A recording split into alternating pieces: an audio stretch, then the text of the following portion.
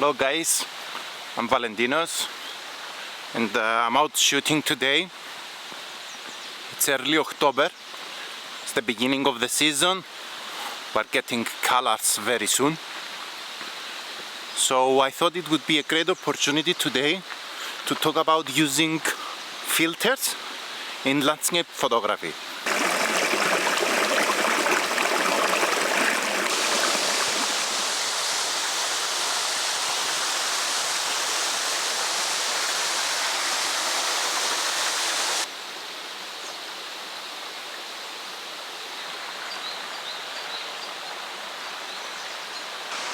Filters in landscape photography. So, do we actually need filters in landscape photography? Are they worth the high price and also the weight to carry them with us? Let's see if there is any filter that we can skip buying and using, and if there is any other filter that it's absolutely necessary because its effect cannot be replicated with software, at least not at the moment. I will tell you what filters I use at the moment and how I use them, what is necessary and what you can skip.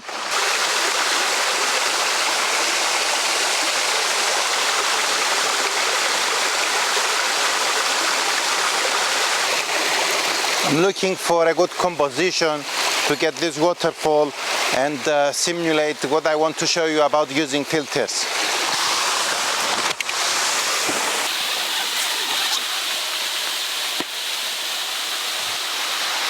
Okay, so for today we are using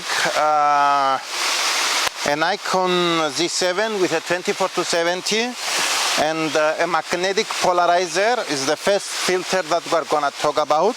This is a magnetic polarizing filter by Kase. This is what I'm using now, and the reason that I'm using it is because it's very lightweight and extremely easy to use. You just have the filter, put it on the camera, it's magnetic, it clips on, you turn it around to adjust the polarization. We're gonna see how, and we're gonna demonstrate what the polarizer does to the surface of water, to the reflections, and to the color and contrast of an image. So let's go set up. It's not gonna be easy to show you exactly what is going on because of the form of the ground, so I'm gonna try my best to demonstrate the most I can about using this filter.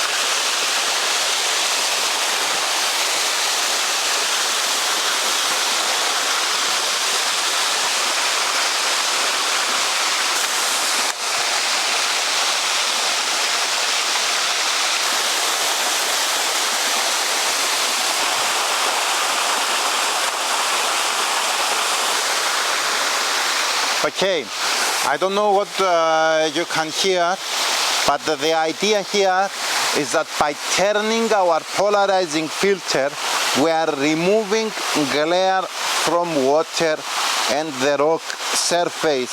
So you can see now there is a lot of glare on the water here and also on the rocks around this area. And the colors is also getting saturated and more contrasty. So let's turn the polarizer and let's see the effect. You see the glare from this point of the image, from this point, and also from the rocks here. It's totally eliminated by just using a polarizing filter. So this is the effect we can get. And it's quite obvious that you cannot replicate this under any circumstances with any software, at least not at the moment. You can see clearly below the surface of water because there is no glare, there is no reflection from the light on the surface of the water. So this is what we can get.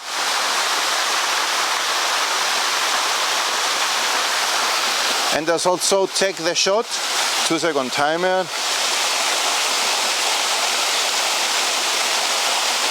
We're shooting at f4, so the foreground will be a bit blurry here, so maybe I will take another shot. Let's take this one first because the idea here today is to demonstrate the effect of the polarizing filter. And let's take another one with the effect turned to the minimum, which should be around here.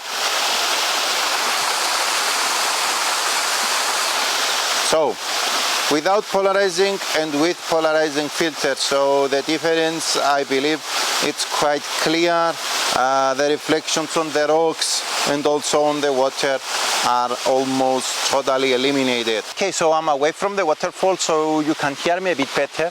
What we demonstrated here today was how we use a polarizing filter to remove glare from water surface. We saw that by removing glare we can see the bottom of the water surface, and also we saw how can we increase the texture on the wet rocks because we also remove glare. We avoid distractions by the brightest spots of the glare on either on the surface of water or on the rocks, and we also increased the saturation of the green moss. The system we carried here today was the magnetic system. It was sent to me by Kase, and it's an amazing system. It's very small, it's very convenient, and it's very easy to carry compared to any other system that I used before. So it's gonna be my go-to system from now on. Just one polarizing filter, one ND 6-stop and one ND 10-stop, and that's all I'm gonna use. I just have the magnetic rings on the lens, and it takes just a second to put a filter on it and use it whenever I need it. And if I want to remove it, because sometimes you do need to remove it, takes just a second to remove. In comparison to other systems, square system that you need to mount a special ring, then you need to mount the case that takes the square filters. You need to remove it carefully, you need to put it back carefully, and that takes a lot of time, and I found myself most of the times not using it. So it's a great system. I want to demonstrate how we can use also an ND filter stacked on top of the polarizing filter.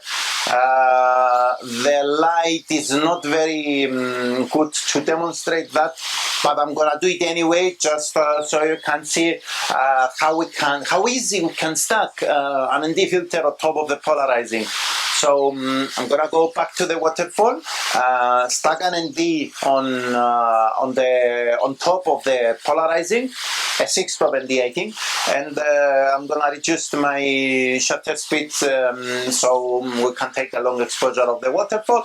It's not the ideal photo here, it's just I want to demonstrate how easy and how fast we can do this by using a magnetic system.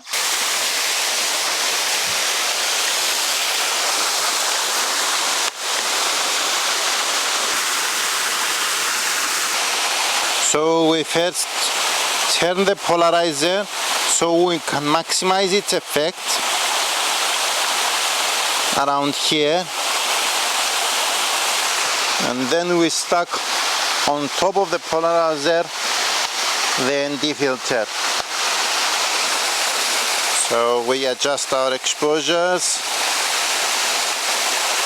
and we see we can get 3 seconds using F4, so let's go to F9. You can see we can get around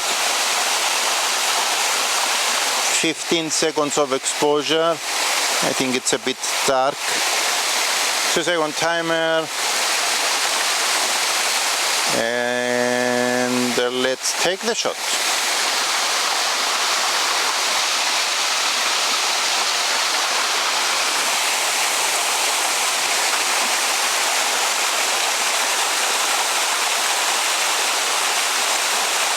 Okay, so we need another shot to get our focus on the background because we are shooting at 28mm, so it's focused in the foreground at the moment. So let's take another shot around here, same exposure, and what's important is that we still keep the polarizing effect with our ND filter, and the effect is still there. So let's inspect the focus. Yeah,